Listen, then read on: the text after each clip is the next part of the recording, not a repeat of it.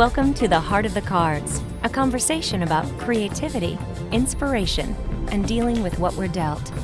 With your hosts, Dan Green and Eric Stuart.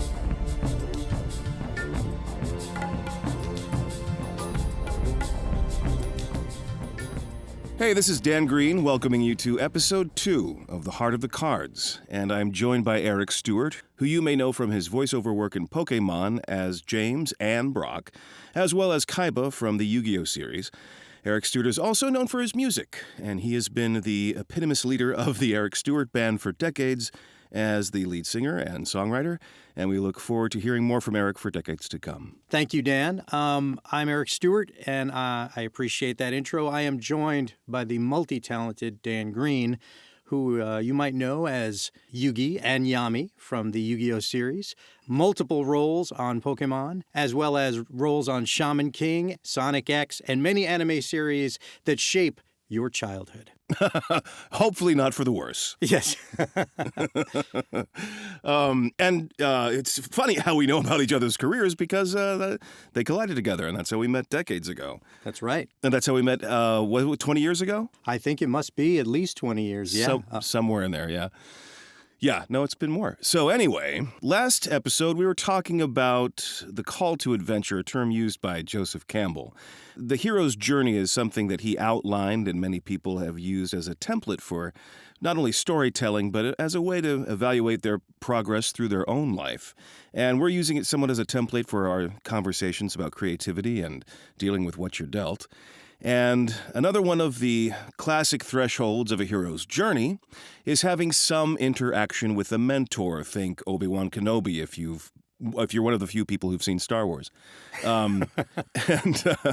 So I had a couple of references in my own life that I could talk about, and I'm sure that Eric does as well. Eric and I were talking a little bit about this subject, and one thing that we also want to make clear is we are by no means professionals or psychologists or anything like that. We're just two guys having a conversation, so none of this is intended to be like we're telling you what to think or prescriptive in any way. But we did think it was worth noting that mentors are, traditionally they're thought of as somebody who, really guides you through your life. And yeah, that's great in that sort of mythic classical example. But of course, that's just in the myth form. That's a distillation of many influences in real life that you learn from, that inspire you, that guide you in various ways. So with that covered, Eric, why don't you kick it off and tell me about some of your earliest mentor or mentor-like figures? I appreciate that, Dan. The interesting thing is, when we think of that mentor, we think, well, I want to be this, so I'm going to find someone who is skilled in that trade or whatever, and I'm going to learn from them about this one category. Right. I think with most creative people, it's very hard to sort of narrow it down. I've asked a lot of my fellow singer-songwriter friends what's the other thing that they do, and it turns out they might draw, they might write in terms of short stories or whatever. I've asked my artist friends what they do, and I play a little guitar. Actors do many things. So to find a mentor that is only sort of skilled in one area is great. But that really wouldn't have helped me very much because as I was growing up, I really didn't know exactly what I wanted to do. And I would say my first mentor, I think we talked about this in a previous show, I went to a very progressive, cool school, which allowed us to really explore our own skills and not be judged against other students because we never had grades. And one of our classes was, I think it started in 7th grade. We had a music class. My classes were very small. I had maybe 10 to 12 students in this one music class. And wow, that's enviable. Some of our listeners who may not even, have a scope on that, that's a really enviable degree of attention that students get from the teacher. Oh, yeah. Which, of course, is the double-edged sword. You can't hide in the back and draw or make noise or tell jokes without getting called out constantly because you're sitting right in front of the teacher. There's no escape. Yeah. Right. So we had this very cool, hippie, guitar-playing, funky teacher named Mike Fogarty. And Mike was given the job of trying to teach 7th grade students how to study music. Now, this was just one of the many classes we had, so it wasn't like we all went to music school.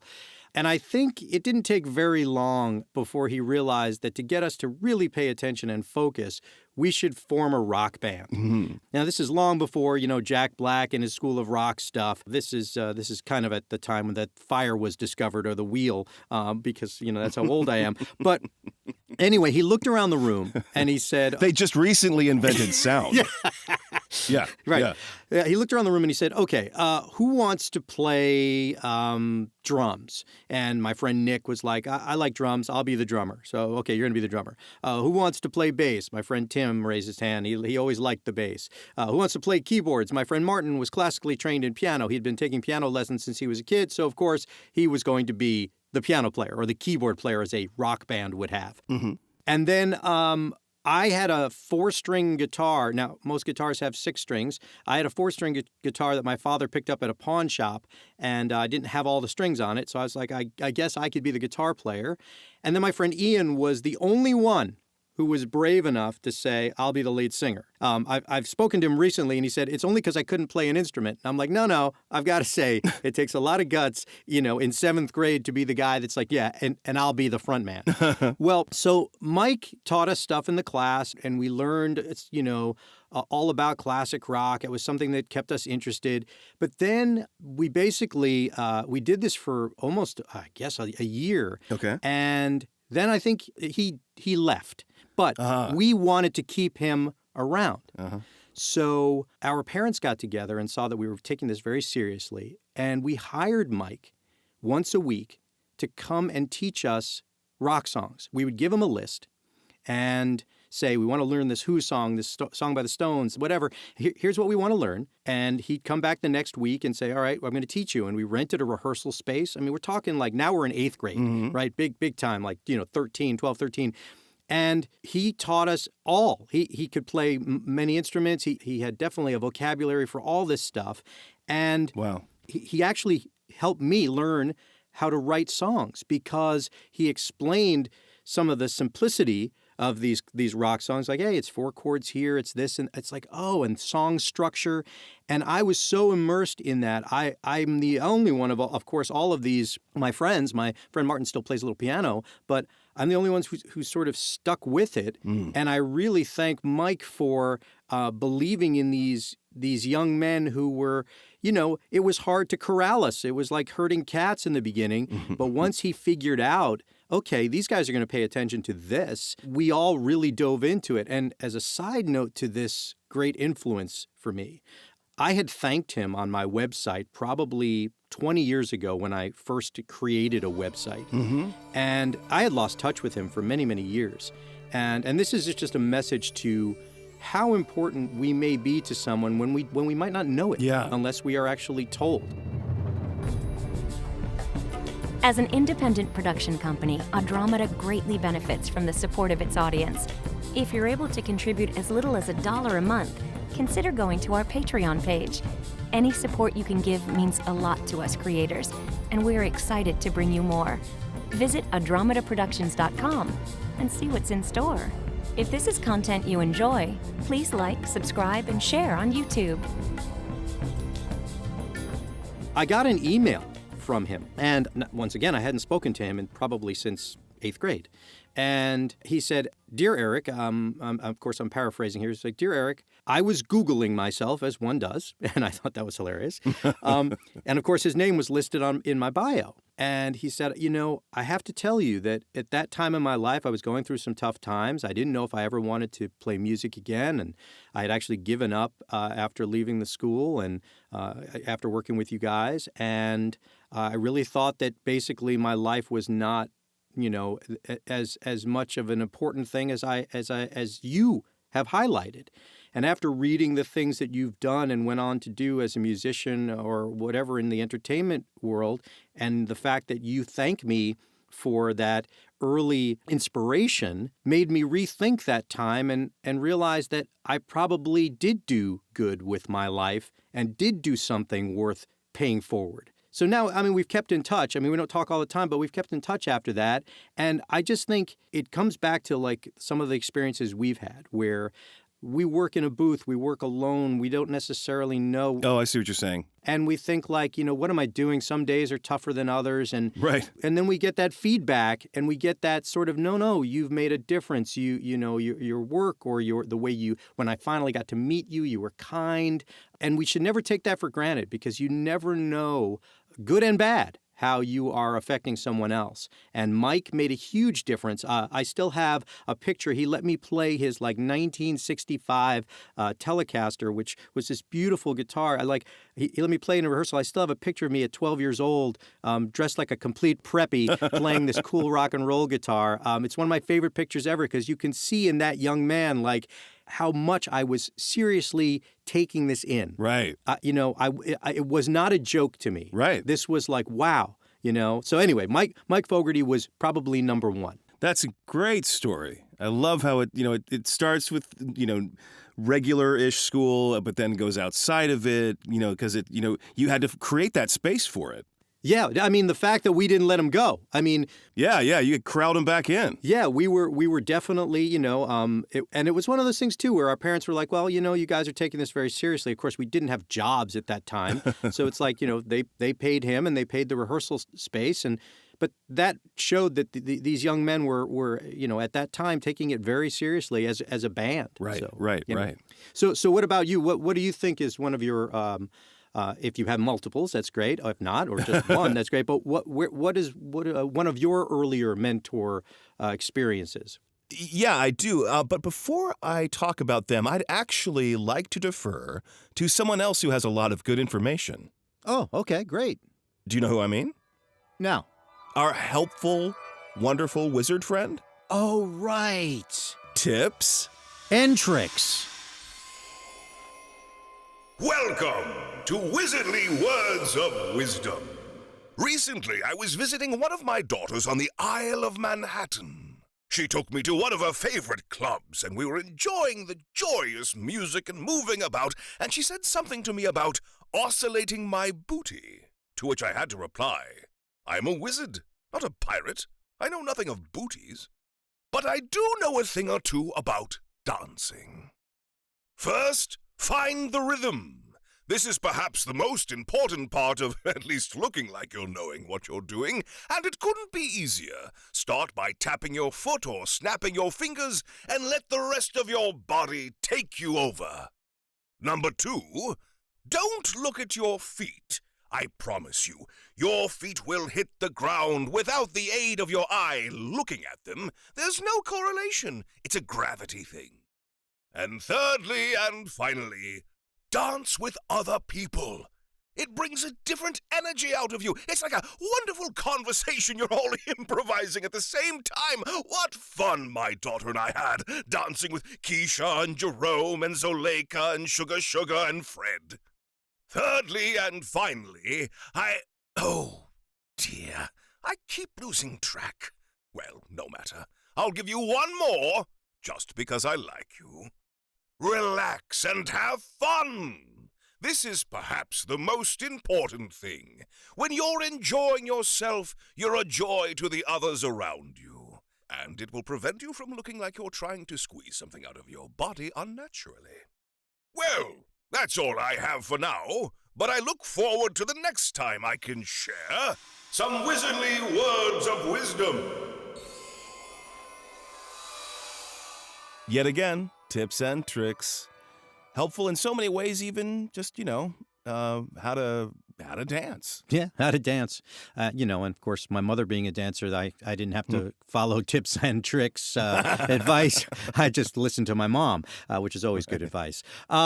Speaking of, let's get back to what we were talking about earlier. Speaking of mentors and those that can help you find your groove. I see what you did there. I know. I'm sorry. Was there anyone in your life or many people in your life who helped you find yours? Well, I will touch on just a couple, but it'll only take 6 hours. Oh, good, great. So I think I really should be talking first about Joe Hart. He was a director/teacher at Rutgers at the time I was there, happened to be married to one of my acting teachers, Vicky Hart, who's still a very well-respected teacher. And Joe Hart, who passed away years ago, introduced me to the idea of Joseph Campbell and the power of myth, which that was an interview he did with Bill Moyers. But Joe Hart had studied with Joseph Campbell. Oh. And Wow. yeah, had now to what degree, to how closely they were interacting, I can't really say. But they, he was at seminars at least that Joseph Campbell put on. Also, Joe Hart introduced me to the idea of thinking about the tarot as merely a structure within you can contemplate your life. And I thought with this show, The Heart of the Cards, we're combining both of those ideas that were originally presented to me in one package in the form of Joe Hart, who is a great director and also a playwright and, a wonderful, wonderful man who influenced many people's creativity and creative development. So that's the first one. But the second one is a guy I won't name for privacy purposes. Mm-hmm. I had mentioned previously that I had a lot of psychological and emotional issues particularly when I was in high school. Mm-hmm. So in that time, I had institutionalized myself, which meant that I was on a mental health unit with other adolescents, all of whom had attempted suicide. I did not, but apparently I was distressed enough that I fit in with the crowd. And that began my process of getting some kind of professional help for the things that I was struggling with.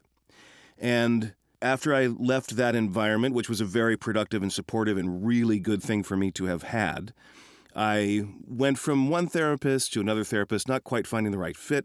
And a couple of years later, I was going through a new low. And I got introduced to this guy who I worked with for about 10 years. And our sessions would be 3 times a week for many of those years. And when you work with somebody, especially through that span of your life, where you're going from mid-adolescence to your mid-20s, wherever that puts you, there's lots of development that goes on, or in my case, should have gone on. But I tried to make up for it. Anyway, so he was a great resource for me to not just learn one thing, but help me learn how to process and get perspective on, deal with, cope with so many things. I couldn't point to, that's the maneuver I learned from my therapist. Right. I can't isolate it in that way because it's more of an integrated way of thinking. So for me, also having grown up without a father, that was a tremendously beneficial way for me to get some attention to things that you would want from an older man when you're a younger man. Can I ask you a question? Because you're bringing up some very interesting things that I think to me, as a listener to your story, that's a very mature decision to make. And how old were you when you decided that this was what you needed for yourself? Were you 12? No, I was like 16. I was institutionalized when I was 15. Right. You made that choice at 15 to do this, which is also a very mature step for someone who is only 15. But I just think that the things that you found, I didn't want to interrupt the tale, but the things that you found or the things that you were searching for, very mature topics to go in knowing that that's something that you needed at that age. Well, I would like to say it was because I was mature, but for me it was because everything was falling apart. So I was needing help. It was obvious that I needed something more than what I had. Right, but you knew that this was an option. Well, there's that. That's true. And there are people, I guess, I don't really consider this, but it is true that there are people who would never think of going to therapy. There is a bias that you're weak if you do, or a lot of people, I think, are also uncomfortable with the idea that they're going to be evaluated on a personal level by anybody else. Right. I think there's been a shift in the years now. Oh, definitely. I mean, when I was growing up, my everyone I knew was in therapy. Right. Growing up in terms of adults. Yeah. But it definitely was not as sort of mainstream as it is now. But I just thought that was interesting that at such an early age, you kind of knew what you at least needed to search for, which is very interesting as a young man. So anyway, please continue. Just to say that in the course of that work with him, there came a time where we mutually determined that I didn't need that support every, 3 days a week or that sort of thing. Actually, long before that, years before that, really, Anybody who's gone through a constructive process of therapy will understand what I'm about to say, which is when you enter into the relationship, you're somewhat in a posture of dependency. You need it. You need it to help keep you together, right?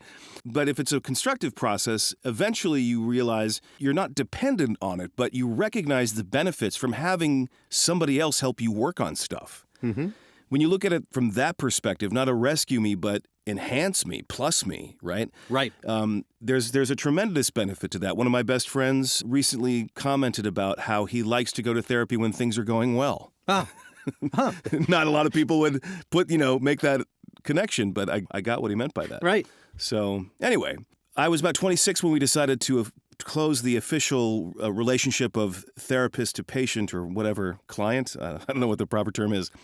But because we'd known each other for so long, we then had a friendship. And because we had concluded the therapy, there wasn't anything weird about that. So he's a person who's still in my life. And when my wife died, he was right there for me.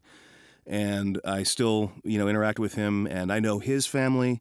So, yeah, it's been a really, really strong relationship in my life as well as a source of strength. That's great. That's great. He sounds like a very special person. He's a total jerk, though. He's a complete ass. But he really knows what he's talking about. He keeps it real. Right. He doesn't want to coddle me. Well, I think that is a great place for us to wrap up the episode for today. Yeah, for sure. Great. Cool.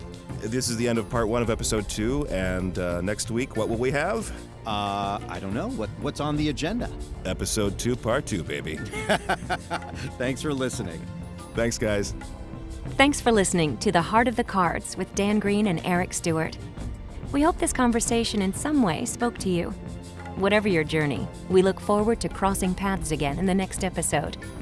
This is Veronica Taylor, and on behalf of Andromeda Productions, we wish you well.